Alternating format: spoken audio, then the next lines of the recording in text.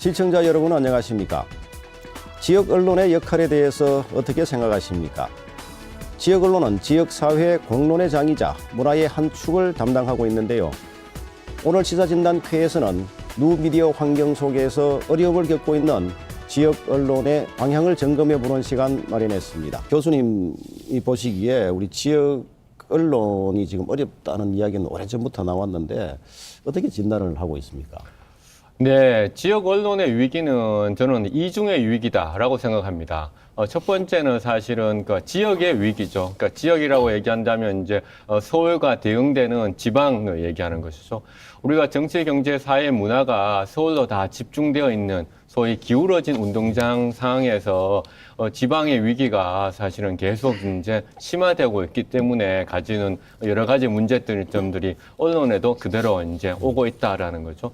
왜냐하면 어떤 뉴스의 생태계 혹은 미디어의 생태계가 다 서울 중심적으로 돌아가고 있기 때문에 우리가 지역 언론이 뉴스의 밸류를 지역적인 이슈에서 두고 싶다고 할지라도 뉴스의 밸류 자체가 벌써 서울에서 일어나는 사건 사고 중심으로 일어나고 있기 때문에 그런 측면에서 지역이 상당히 어려운 것이고, 또한 언론의 측면에서 봤을 때는 그러니까 언론사로서 가질 수 있는 규모라고 하는 것이 있습니다. 그런 규모의 경제를 실현하기가 힘들죠.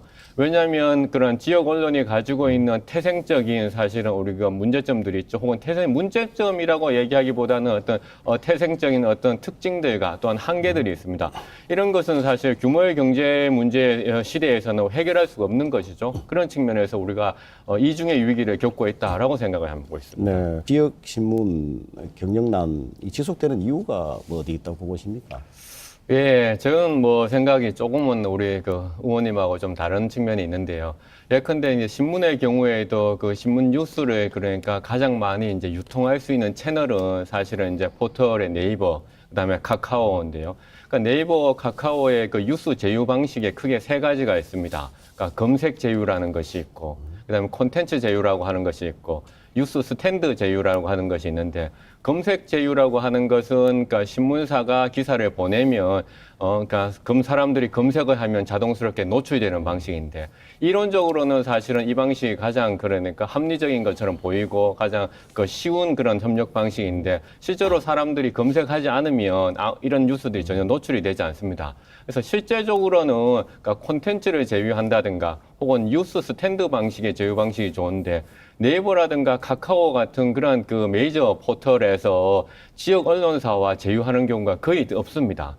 왜냐하면 그 평가위원회에서 지역 언론을 대변할 수 있는 인사들이 대부분 그러니까 없기 때문이죠. 아무도 지역 언론을 대변하지 않기 때문이죠. 두 번째로는 또 지역신문 발전 지원법이라는 것에 또 우리 의원님께서도 말씀하셨는데, 지역신문 발전 지원법이라는 것도 보시면 아시겠지만 특별법으로 되어 있습니다. 그러니까 상시법이 아니죠. 일반법이 아니라는 것이죠. 그래서 그런 측면에서 엄청난 그 태생적인 또한 한계를 가지고 있고요. 지역신문발전법 같은 경우에도 주무부처가 문화체육관광부로 되어 있습니다. 그러나 최소한 그러니까 우리가 지역의 중요성을 생각한다면 문화체육관광부가 아니라 우리가 최소한 국무총리실로 격상을 또한 해야 되는 문제가 있고요.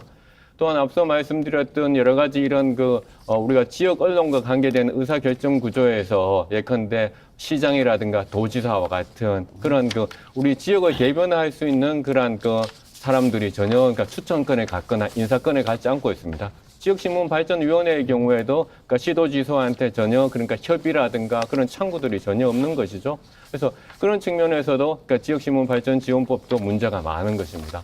그래서 우리는 앞서 또 사건 사고가 많이 이제 보도되고 있다라고 하는데, 그것은 또 특히 그 중앙의 언론사들이 그러니까 그 지방에 보도하고 있는 혹은 담당하는 기자들의 소속들을 보면 다 사회부 소속들입니다. 그러니까 왜냐하면 사회부 소속이다 보니까 사건 사고만이 계속 보도될 수밖에 없어요. 그건 의원님께서 이제 조선일보에서 근무하셨으니까 잘 아실 거라고 생각합니다.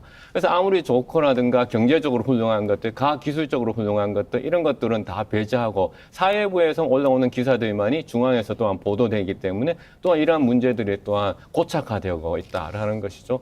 그런 측면에서 우리가 이제 가장 중요한 것은 그러니까 지역 신문사 혹은 지역 방송이 등 그 의사결정을 하는 메커니즘에 있어서 시도지사라든가 혹은 지역을 대변하는 인물들이 그러한 그 거버넌스의 구조 안에서 같이 동참할 수 있는 제도적 장치가 마련되어 있어야 된다라고 생각을 합니다. 지역 신문 발전 지원 특별법 개정안이 네. 통과되고 조금 전에 말씀이 나왔기 때문에 현재 이 법안이 뭐 잘 되고 있다고 보십니까? 뭐 보완할 점은 없을까요? 어떻습니까? 지역신문 발전 지원 특별법의 경우에는 제가 앞서 말씀드렸던 그러니까 일반법으로 전환 이외에도 뭐 여러 이슈들이 있겠지만은 지금 태보하고 있는 또 하나의 것은 이제 이게 의결기구가 되어야 되는데 심의 자문기구로 이제 남는다면 실제적인 기능을 못하게 되지 않습니까? 그래서 그런 측면에서 이제 좀 더 이제 의결 기능을 가질 수 있는 그렇게 이제 좀 바뀌어야 되지 않을까 싶습니다. 그 이외에는 앞서 말씀드렸던 시도지사 협의회든가 혹은 그 지역의 실질적인 언론들과 대변할 수 있는 그런 사람들도 인사위원회를 만들 수 있도록 해야 되는 것 그런 측면이 가장 중요하지 않을까 싶고요. 또한 지역의 대학들, 그다음에 지역마다 보면 이제 연구소들이 있습니다. 그렇죠? 지자체 출연 연구소들과 협력을 할 수 있는 그런 창구들이 있어야 되는데 지역신문발전위원회는 너무나 이제 동떨어져서 활동하고 있다라는 것이 가장 또한 큰 그러니까 문제이기 때문에 그런 점이 보완되어야 된다고 생각을 합니다. 이번에는 지역 방송 환경을 한번 짚어보겠습니다. 뭐 인터넷 TV 서비스 OTT라고 하죠.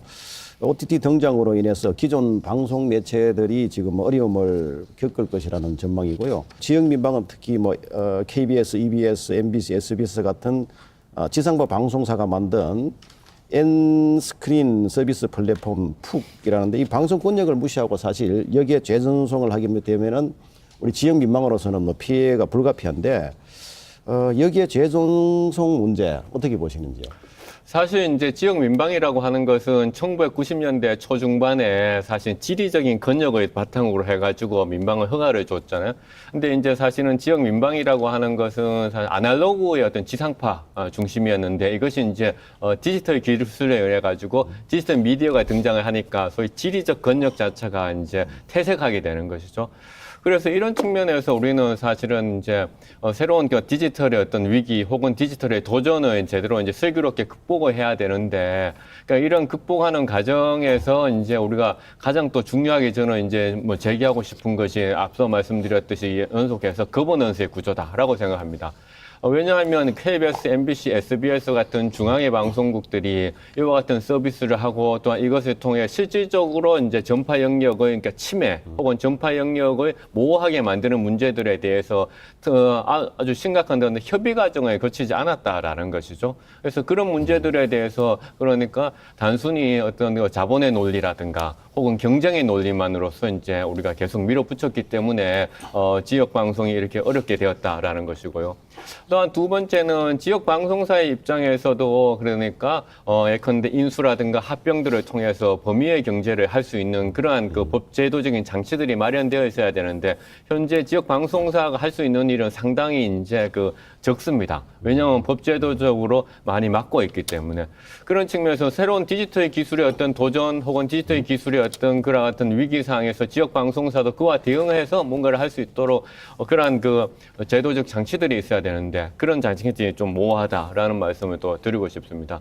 그래서 이런 OTT라든가 새로운 디지털 서비스에 대응할 수 있는 그런 지역 방송들의 어떤 통합적인 플랫폼을 만들 수 있는 그런 지원금도 필요할 수 있겠죠.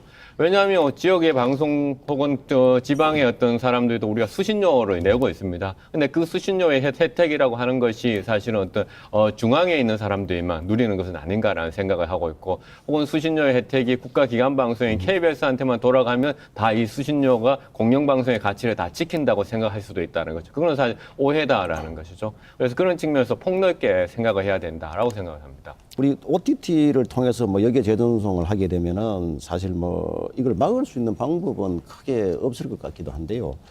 그렇지만 우리 지역 민방이나 지역 방송사들의 과제는 사실 어떻게 헤쳐나가긴 나가야 되는데 어떤 대안이 있을까요? 근데 이제 OTT를 통해 가지고 이제 하는 것은 사실 이용자의 선택의 문제니까 그 이용자의 선택을 제한하는 것도 사실은 이제 문제가 될 수가 있지 않습니까?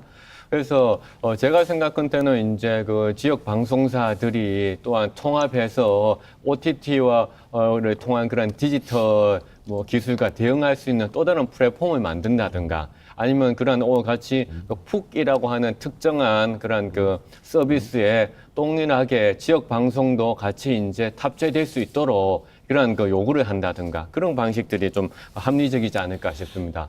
그리고 차제에 이제 이와 같은 그러니까 실질적인 전파 경력을 침해하거나 어떤 전파 영역에 대해서 이제 충돌이 생기는 문제에 대해서는 그러니까 지역의 방송의 사장단이라든가 혹은 언론사 노조라든가 아니면 최소한 시도지사 협의회든가 같이 협의를 해가지고 해야 되는 것인데 이런 문제들에 대해서 전혀 협의가 없이 그러니까 디지털 기술을 할 수 있는 것은 무조건 우리가 추진하겠다라는 그런 논리로 이제 추진하다 보니까 계속 피해를 생기게 되는 것이고 또한 그 지역 방송의 경우에 생존을 위협받을 수 있다라고 생각을 한다라는. 우리 교수님께서도 우리 지역 언론이 제 역할을 할 수 있도록 하기 위해서 어떤 게 필요한지 마무리 말씀 겸해서 말씀해 주시죠. 네, 저는 뭐 지역 언론이 사실은 이러한 위기에서 극복을 하고 새롭게 이제 자리 정립을 하기 위해서는 다른 무엇보다도 지역 언론 스스로 영향력을 높이기 위해서 노력해야 된다라고 생각을 합니다. 그 영향력이라고 한다는 것은 당연히 그러니까 콘텐츠의 어떤 품질이라든가 혹은 콘텐츠가 가지는 심층성이라든가 콘텐츠가 비판적인 능력이다라고 생각합니다. 그래서 지역 언론의 위기를 그러니까 극복할 수 있는 법 제도적인 장치를 마련하는 것은 당연히 필요한 것이지만은 그러니까 우리가 반드시 해야 될 것은 그러니까 영향력을 높이기 위해서 저널리즘 가치를 반드시 복원해야 된다라고 생각합니다.